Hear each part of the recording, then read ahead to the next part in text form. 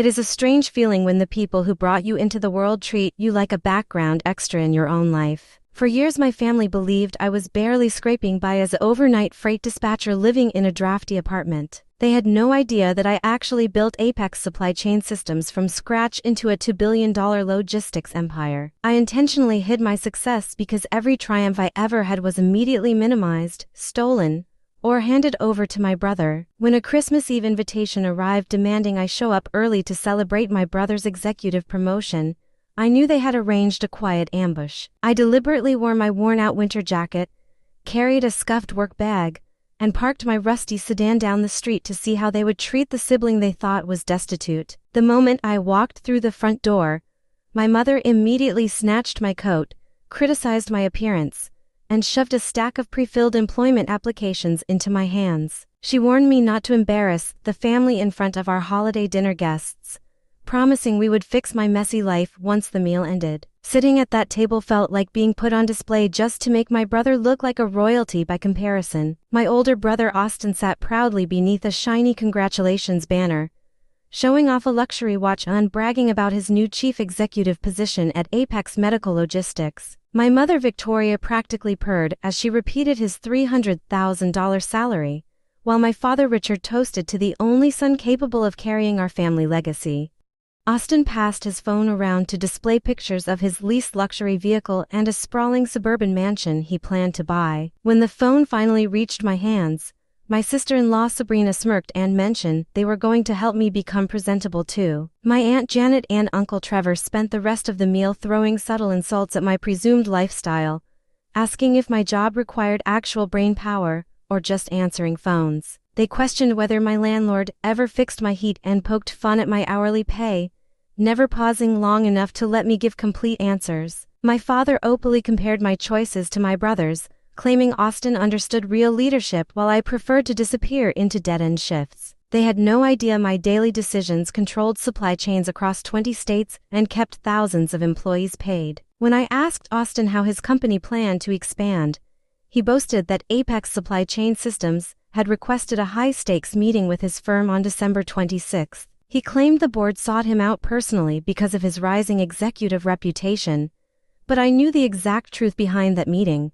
His company had begged our review team 5 times for an interview, and we only agreed to give them a secondary shot to protect regional hospitals against inventory shortages. Sabrina visibly stiffened at the mention of our name, quickly assuring everyone that her financial books were completely pristine. Before the main course was finished, my mother directed everyone into the living room where chairs were arranged like a courtroom interrogation panel. Victoria placed me right in the center, handing my father a folder titled Adult Accountability Agreement containing completely made-up estimates of my expenses. Janet tossed down a packet filled with local apartment listings and entry-level job applications with my name already printed at the top. Trevor even offered to sell my old car online so I could buy a bus pass and start building an emergency fund. Austin then presented me with a formal contract from his firm, offering me a $42,000 position as his personal executive assistant. The job description included organizing his calendar,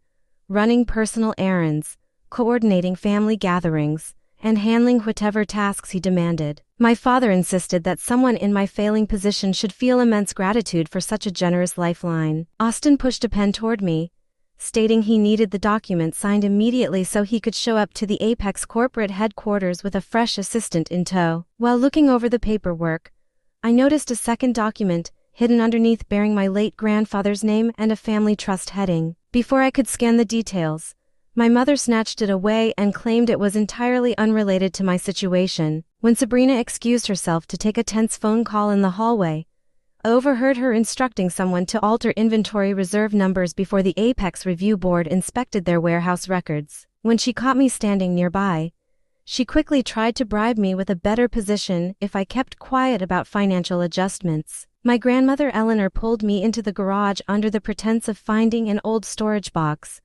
but instead she slipped a safe deposit key into my hand. She confessed that my late grandfather had left me a valuable commercial plot near the rail terminal, which my parents had fraudulently transferred using a forged signature while I was away at college. My father had secretly pledged my inheritance as loan collateral to fund Austin's early corporate promotions.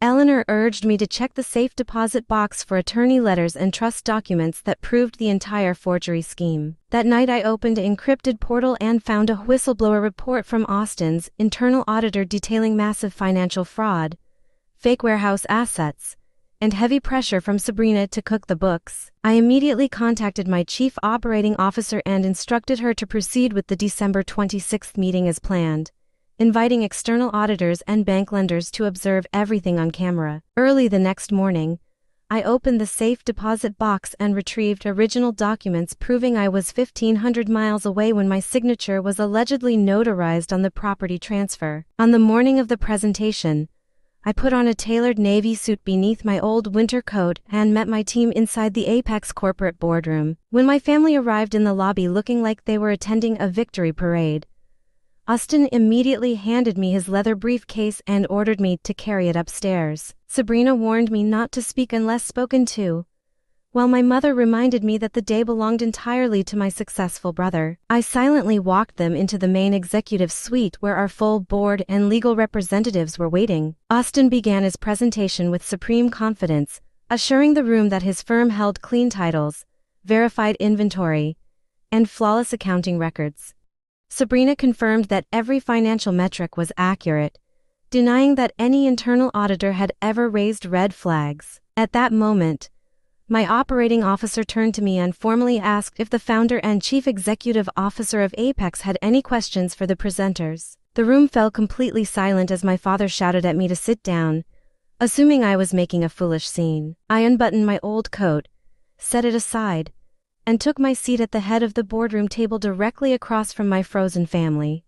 I activated the wall display, revealing live video feeds of federal regulators, bank lenders, and their own internal auditor ready to testify. I played the recorded phone conversation regarding altered warehouse reserves and presented the original land title documents exposing my father's forgery. Sabrina collapsed back into her chair in total shock, while Austin began frantically stuttering as he realized his career and mansion were evaporating in real time. My father attempted to claim the property theft was just a minor family decision made for the greater good, but I cut him off cold.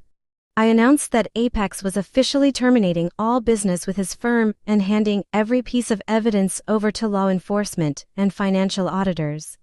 Austin begged me for mercy as a sister, but I reminded him that he never wanted a sister, only a servant to carry his baggage. I gathered my belongings and walked out, leaving my family to face the exact public exposure they deserved.